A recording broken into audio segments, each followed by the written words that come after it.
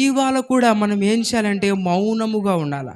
ఎంతమంది తిట్టినా, ఎంతమంది దూషించినా, ఎంతమంది కొట్టినా, తిట్టినా, మనల్ని చివరికి చంపాలని చూసినా, మనము ఎప్పుడైతే ఓర్పు కలిగి ఉంటామో అప్పుడే దేవునికి ఇష్టమైన వారముగా ఉంటాము. కాబట్టి చూడండి ప్రియులారా, మనకు ఓర్పు అనేది చాలా ఇంపార్టెంట్. చూడండి ప్రకటన గ్రంథం 14:12 మనం గమనిద్దామంట.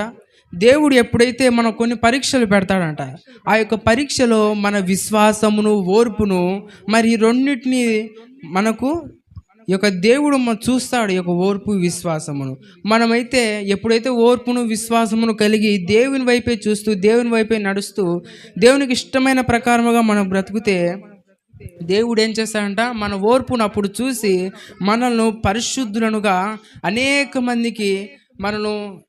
మంది చూస్తుండగా వాళ్ళ ముందనే మనల్ని ఆశీర్వదిస్తాడంట. ఎంతమంది దూషించారో వాళ్ళ ముందనే